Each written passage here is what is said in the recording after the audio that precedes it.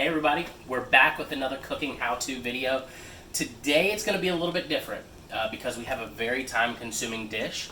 We're actually going to do more of a tell and then show kind of, more of a teach and you do it yourself kind of deal. So today we've got a little bit of a soul food southern flair going on today. Today we're going to have barbecue with some really great, nice and luscious greens. It's going to be a mixture of collards, turnips, mustard, and kale. Collard greens, turnip greens, mustard greens, and then kale. We've got our pork loin, which is not necessarily traditional for barbecue, but it's what we have. Again, that's been the biggest recurring thing is I'm just using what I have. So pork loin is what we've got, so that's what we're going to use. If you want to come right on in here, we'll show you what we've started. So this is going to be our base for our greens. This is bacon and onion. I am making quite a bit of greens, so I used probably about maybe about a pound and a half to 2 pounds of bacon and then 2 large onions. Right over here, as you can see, we've got a lot of greens, and these are not small containers. I mean, look at that in comparison to my head.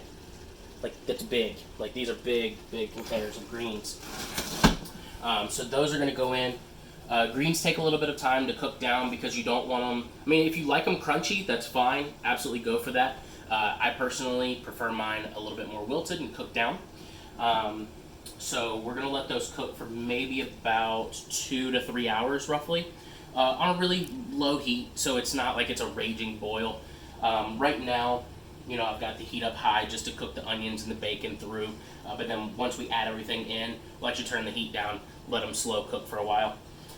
The pork, we're going to slow cook as well.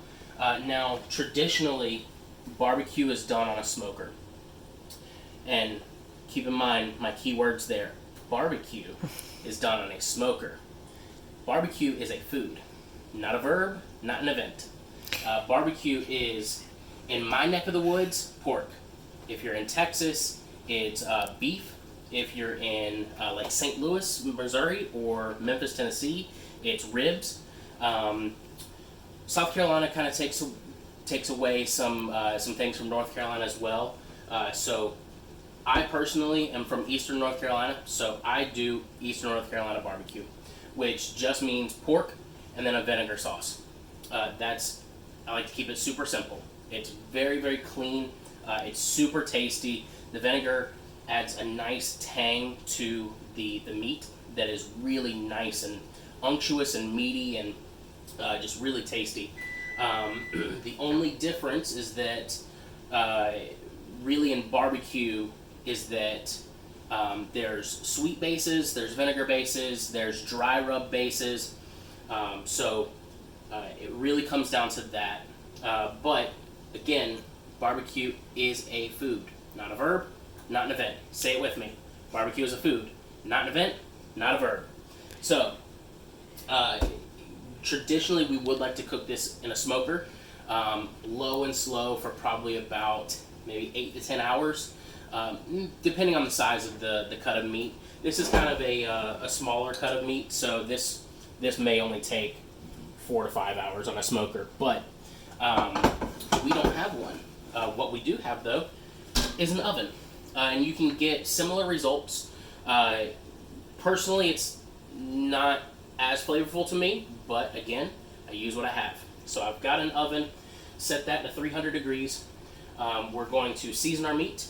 We're going to pop that in the oven for probably between 3 and 5 hours roughly, just until it's really like falling apart, able to be shredded down. And then we'll mix in a little bit of vinegar sauce at the end, which vinegar sauce to me is just apple cider vinegar, salt, pepper, maybe a little bit of sugar, not too much, and then red pepper flake. All that makes up a really nice vinegar barbecue sauce for me.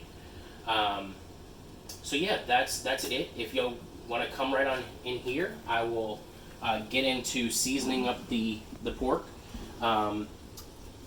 I've played around with different flavors. I played around with like Asian flavors for this before, like ginger, some soy, things like that. I like to kind of just stick with very basic traditional ingredients, which is salt, pepper, a little bit of onion powder, some garlic powder, and some red pepper flake. Those to me are very basic, very clean, very tasty. And honestly, as of recently, I've started to add a little bit of honey into it as well, just for a sweetness, as opposed to like a brown sugar or a white granulated sugar. Honey is a little bit more of a natural flavor, and it doesn't overpower the dish. It just adds a really nice, smooth sweetness to it. So that's what we're going to do here. This is also very, very good for the keto diet. So if you're a keto person, this is great for that. Now, I'm not 100% with keto diet if vegetable oil is allowed. So if it's not, just leave it off. You don't really need it. I just use it to kind of lubricate everything just a little bit, but you really don't need that much, if any. So really just a small amount there, maybe about a tablespoon or less. Before I get my hands dirty, I'm going to just go ahead and squeeze all these things on. I'm going to go fairly thick with the honey. Again, this is going to go all the way around the meat, so it may look like a lot right on top, but it'll spread very, very nicely.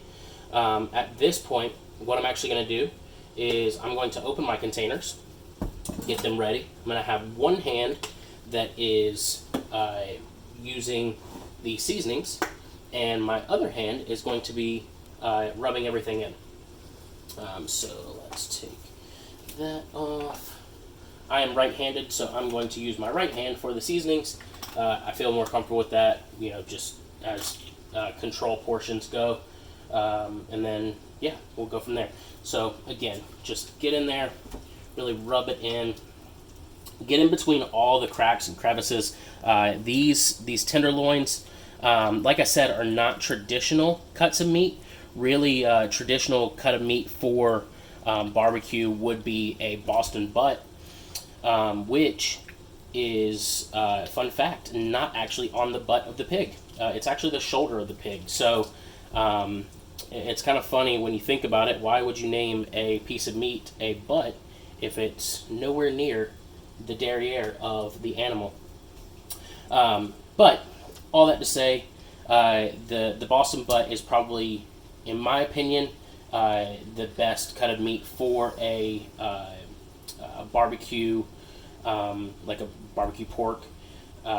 So honestly, you could go any cut of meat. To me, the mega ultimate cut would be the whole hog. Just throw the whole hog right on a smoker, and then let it cook down for hours. 12 to maybe 18 hours, something like that. But again, we don't have a whole hog and we don't have a smoker, so we're using what we have. You may see all this fat right here. That's okay. That'll cook down. That'll render out. We'll be able to pick out whatever gristle or silver skin is left over at the end. But if you're not a fan, just go ahead and cut it off. It's not going to hurt too much. All right, so let's jump into our seasonings. So again, first start with salt. Just give a nice even coating right there. Flip it over. Get that. You might want to go a little bit heavier on seasonings than you think, just because with this, you're only seasoning the outside. What you don't season is, look at all that width between the top and the bottom there. So you have to think how much seasoning you might need for the whole thing. So go a little bit heavier than you might want to go, but still keep it within boundaries. Black pepper next. Again, a little bit thicker than you might expect. Rub that in. You're going to get some on your hands. It's not a big deal. You can wash your hands or just rub the meat a little bit more where you don't have seasonings at. So that's good for pepper, black pepper that is, because we've also got our red pepper. That's going to add a little bit of a smoke and spice kind of deal.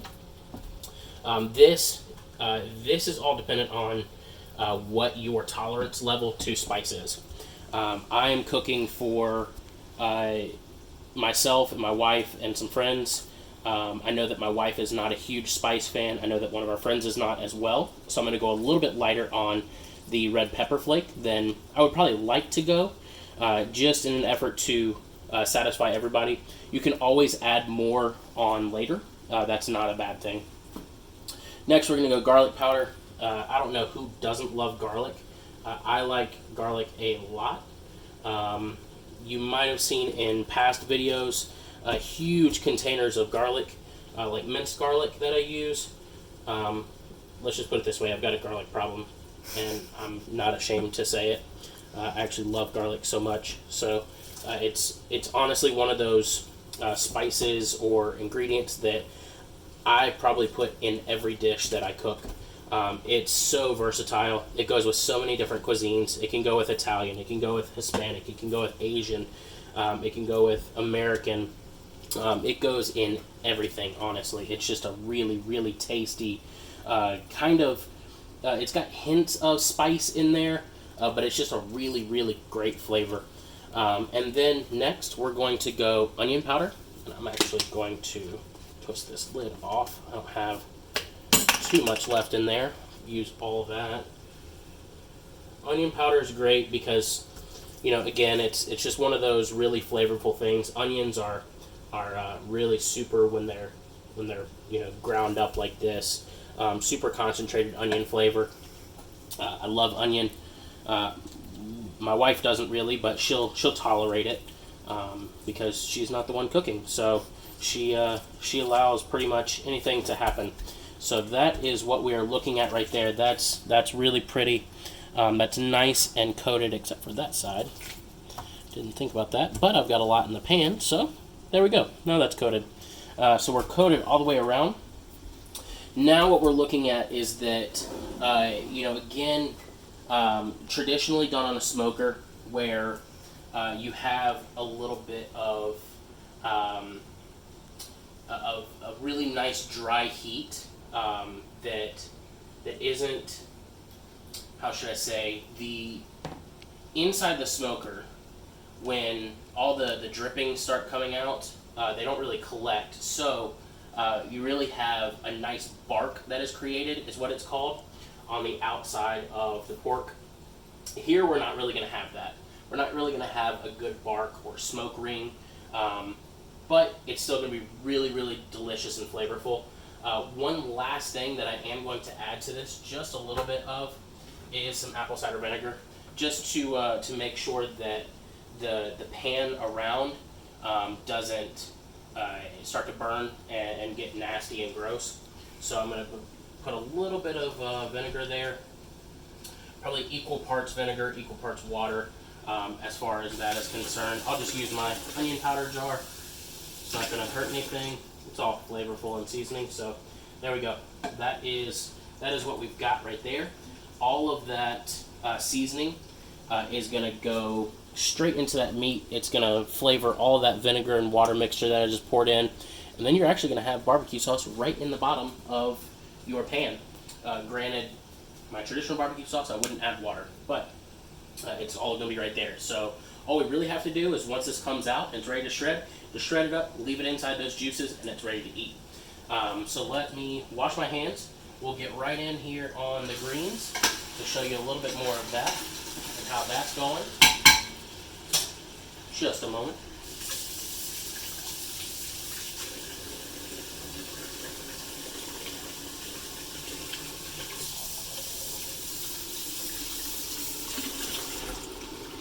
All right, there we go. That is a great shot of the bacon and onions right there. You can see it through the steam, through the oil down there in the bottom of the pan. Again, this is a great keto dish. However, again, correct me if I'm wrong, vegetable oil I think is okay on keto. Not 100% sure. But again, if it's not, use something else. Use butter, use olive oil, whatever those flavorful, or not flavorful, or whatever those healthy oils are that you like to use in keto. So one of the big things in cooking is actually continuity. So the same flavors that we have right there on the pork, we want to incorporate right here into the greens. That way, every bite that you take has a really nice note to it. It's almost like creating a symphony. You've got really flavorful notes there. You don't want to bring it up with like really dull tasting greens as well. That just ruins a dish. You don't want to bite into something really great and then touch something else that you would just rather push off the side of the plate. So the same ingredients that we put there in the pork or on the pork, we're going to carry straight over to this and put in here. So the onions and bacon are cooking down really nice. We'll flavor that again with just a little bit of red pepper flake. Again, it's all up to you as far as how much you put in, like what spice level you like. We're going to go a little bit, again, heavier on the spices than you may think, just because, again, look at all those greens right there that have to be cooked. So you have to flavor everything enough for all that to cook down and to be really nice and tasty. So we've got, let's see, that's about 3 to 4 tablespoons of black pepper. We'll throw that in. That was maybe about a tablespoon of red pepper flake. Garlic, that's about a tablespoon. But don't fear, garlic is here. I've got more. So we don't run out of garlic in this house. Or if we do, it's a sad day. So we'll just pop that open. We'll probably put in another 3 to 4 tablespoons of garlic. Again, you may look at me like I'm crazy, but we're seasoning a lot of food here. So don't knock it until you try it. Onion powder, we're going to do a little bit of there. We're actually just going to pull that top off. We might do about 3 tablespoons of that, maybe 4. Go right on top. The next part is actually going to be the salt. This is where you want to kind of monitor how much salt you put in, because we've got bacon in there already. One of the key ingredients is going to be chicken stock. So I've got bouillon cubes that are already very salty. So depending on your preference in salt, maybe don't add any table salt or iodized salt or whatever. If you like salt, you like high blood pressure, go ahead, throw in the whole box. Wouldn't recommend it, 10 out of 10. But if you like salt, go for it. So that is basically what we have here. I'm just going to open up these bouillon cubes here in just a moment. But just so that y'all can see the process here, we've got our greens, and we're just going to take handfuls of greens and throw them right on top. Now, they are going to take up a lot of the pan, but don't worry, they'll cook down. They definitely cook down, and whereas this is going to overflow this pot, we're probably only going to end up with maybe about half the pot filled after it's all cooked down, nice and well there. So don't worry. If you have to, put the greens in batches. That's what I am doing right now. So let's go ahead. I'm going to stop there just to let what's in there cook down a little bit. I'll add it all eventually. The next thing I'm going to do is throw in the bouillon cubes, throw in some vinegar, because again, continuity, you want similar flavors in everything, and then water. And then we're going to let that cook down for, like I said, about 2 to 3 hours. I'm going to pop the pork in, probably going to take about maybe 2 to 3 hours, maybe 4 hours. All right, and we are back about an hour, almost hour and 45 minutes later. Just wanted to check in, give y'all a progress update. That way you can kind of see the process and what everything looks like. So I'll turn the camera around right now if I can figure out how to do it. I don't know how to do it. Where's the camera thing? Well, I guess I'm not going to turn it around. However, what I will do is just show you with the selfie camera what everything looks like. So, get a load of that right there.